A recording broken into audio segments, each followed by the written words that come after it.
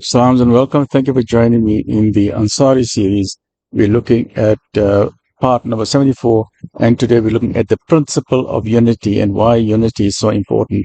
And we're not only looking at the unity in the Muslim community, but what does it mean, the concept? The word unity is a very broad concept. It is a principle of the philosophy of unity, starting with a very important concept of Tawheed, that there is only one God, right? But we'll look at the manifestations, as Dr. Ansari explained, beautifully expounded in this book, the thoughts and lectures of Dr. Fazlur Rahman Ansari, rahmatullah alayh, in moral and spiritual transformation in Islam, beautifully compiled by Dr. A.K. Chogli. Please get copies of this from the Ahsan Academy of Research in Springs in South Africa, or from Shelfcraft, right? So let's continue with this. This is the principle of unity.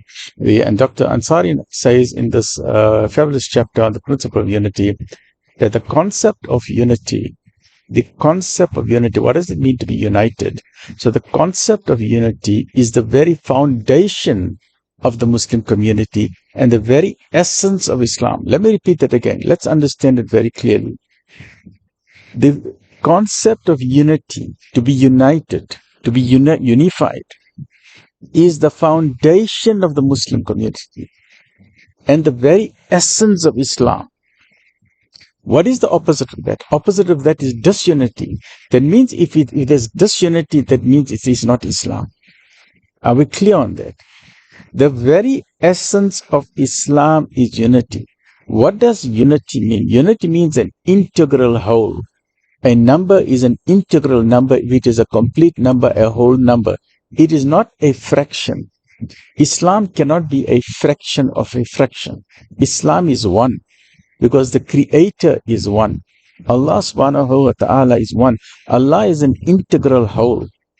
It is extremely wrong to now divide Allah into three, to say Allah is Father, Son, and the Holy Ghost. You can never ever do that. If you do that, it is a great disservice. And it is, in fact, as far as Muslims are concerned, this is blasphemy, because God in His mercy has told us in the Quran, do not say Trinity. Because God says, Allah subhanahu wa ta'ala says, that the entire ethos of the universe is based on one God. God does not have a mother. God does not have a father. God does not have a son. God does not have a daughter. God does not need nobody. We need Him. He does not need nobody. God does not have members of parliament. He does not need senators. He does not need a royal bodyguard. He needs nobody. And especially the term, and I encourage my fellow people to please look up the dictionary meaning of the word beget and begotten, because we have a very wrong understanding of when we say that Jesus, peace and blessing be upon Him, is the begotten Son of God. And we need to be very careful what we are saying. What do Christians believe when they say that Jesus is the begotten Son? So please look up the dictionary, what it means, begotten. And the Quran makes it very clear in Surah Ikhlas, chapter 112. It says, Kul, say, He is God Almighty, God the Eternal Absolute. He begets not, nor is He begotten, and there is none like unto. What does it mean, He begets not, nor is He begotten? What does that mean? The word beget means, let me make it very simple, and I will refer to it in simple language, but because I don't want to use medical terminologies, I just want to make it I will try and use, whether I should use, I don't know how open I must be in this discussion, right? I don't want to cause unnecessary harm in my language. So let me just try and be as polite as possible in my discussion. It's a very, very serious discussion. The polite discussion is this. If a man and woman get married, and they have marital relationships, and they get a child, it means they've begotten a child. They beget. The child is come because of marital relationship. A sperm and the egg must join. And begotten means that this child has been begotten from his parents.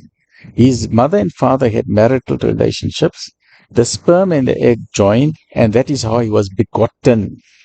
So whenever we use the word begotten, we will be very clear what we are saying. We are saying that when we are saying that Jesus is the begotten Son, that means someone had marital relationship with his mother Mary. Are we very clear on that? So when we are saying that Jesus is the begotten, He was begotten from someone, that means Mary's womb was empty. She only had eggs in the womb. But somehow a sperm came into her womb. He became begotten. He became begotten from someone. Where did that sperm come from? And then some people say, no, it was just a word that was entered into her. How did the word come? Did someone put that word into her uterus? Are we saying that was the in vitro fertilization? That an angel came and he put the word as if it is an IVF sperm, that in vitro fertilization to put into Mary? No. Muslims say God in his mercy didn't even have to come to Mary. He just says from his heaven, kun fayakun, khalas, and it's done. The Quran tells us that Mary is a pious woman. She is a virgin. She is a chaste woman. She never ever slept with any human being. She never ever slept with God. She never ever slept with an angel. She slept with nobody. Right? When she was in her privacy, she was meditating. In that, the archangel Gabriel, Jibreel alayhi salam, came to Mary, this wonderful, amazing woman, peace and blessing be upon her. And he stood because he, you must remember, Archangel Jibreel, Gabriel, is a royal ambassador of the Creator. A royal ambassador. He came with all his finery clothes, magnificent, like how you see a king's royal bodyguard, like in the ancient times when the king is coming and everyone is dressed in a gold finery. So he's a very dignified person. So he came just to announce to Mary, he said, oh Mary, I have come for the Creator to give you a message. He did not even touch Mary. He did not even touch her. And Mary said, what do you mean? And he said, I came to give you a message that you will have a son. And she got a shock. She said, what are you saying? How can I have a son when no man has ever touched me? Nobody has touched me. There is no sperm inside me. It is impossible for me to have a son or a daughter or anything because there is no sperm inside me. No human being has come next to me. And Mary being a virgin, that means her hymen is intact. Nobody has penetrated her hymen. There was no in vitro fertilization. She is a virgin, pure and chaste, and we love her. She is an honorable woman. Absolutely very clear. So the Archangel Jibreel said, no one has to sleep with you. You don't even need a sperm. That is why it is called a miracle. Because God in his mercy just said, kun, be, and you have become pregnant. And that is why it's a miracle. If any human being or God or angel or anybody has put a sperm into Mary, then it is no longer a miracle. It's from a medical point of view, I'm telling you nicely, it is not a miracle if there was a sperm in Mary. Let's get it very clear. So as far as Muslims are concerned, the conception of Jesus, peace and blessings be upon him, is a miracle. But Muslims say very clearly, because we are not saying it out of our own mouth, the Creator is saying it. God in his mercy is saying it. He's saying, please guys, the earlier divine scriptures, the Bibles have been corrupted. Bible has been corrupted, and there's no doubt about it. Even the Christian scholars, they agree to that. And the Council of Nicaea removed things, they put in things, they remove things, they put in things. So the Muslim concept, and please, I don't want to debate about this. I'm just saying it. If you believe that Jesus is the Son of God, that's your choice. The day you meet God, you'll have to give your explanation to him. Because I'm just doing my duty to tell you the Quran. God is telling you that Jesus is not his son. How would you like it? Let's say you're walking, you're minding your own business. All of a sudden, someone comes knocking at your door and say, that's your son. And you said, I never slept with any woman. Why are you saying that's my son? So God is saying, don't say that's my son. So God is saying very clearly, please don't use the word Trinity. Don't say that's my son. Because the concept of unity with Dr. Ansari is saying, let's get it very, very clear. God is one. Very important concept, right? God is one. But if anybody says, okay, God is 2 or 3 or 10 or million, we don't argue with them. I don't argue with anybody. I don't debate with anybody. I said, I respect you. That is your belief systems. That is a culture in which you grew up in. Maybe your father taught you that, or maybe your grandfather taught you that. All that I'm telling you is that please ask yourself the question, does it make sense that God is in heaven, God the Creator, that I believe in the supreme Creator of the heavens and the earth? God created a human being called Mary. Then Mary gave birth to God. How does that work?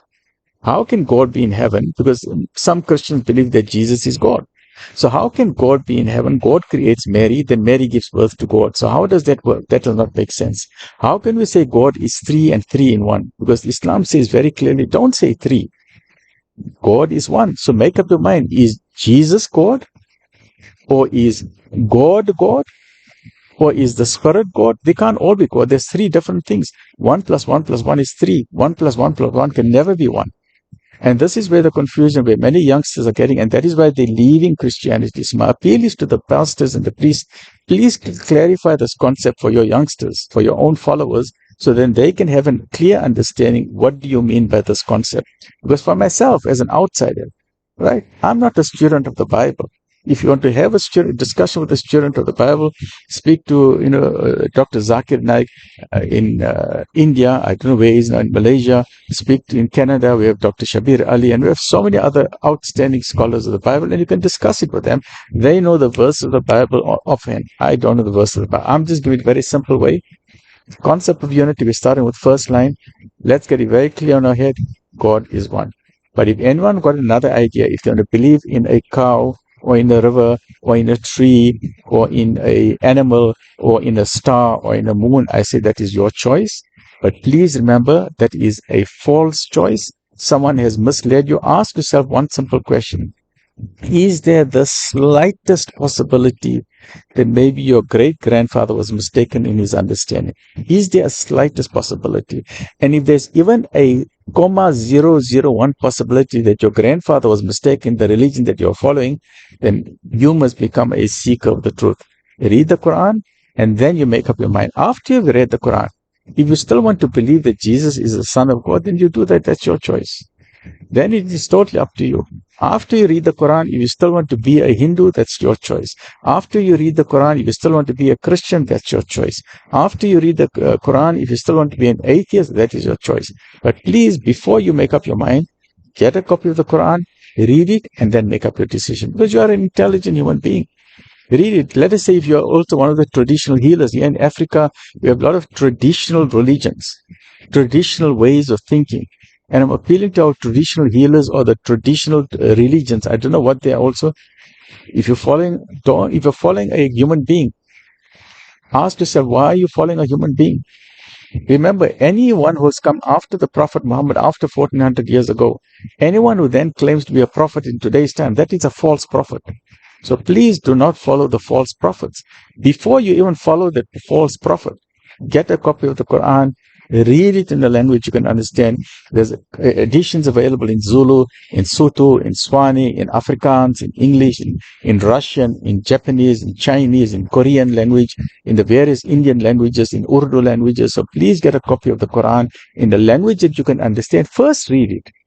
After that, make up your mind. If you then want to continue with your own religion, then please, then I've done my duty. Then it is to you be your way and to me be mine. And we will meet one day. On the day of judgment, we will meet in front of that one creator. God most, that's an absolute guarantee. We'll meet, and then there all the arguments can happen. I don't get involved in debates because I'm not knowledgeable to get involved in arguments, right? So I'm focused on the grave. I'm not focused on anything else because I need to look at the time ahead of me. The time ahead of me is very short. I got no time to disrespect people. I respect your belief system. I respect everybody.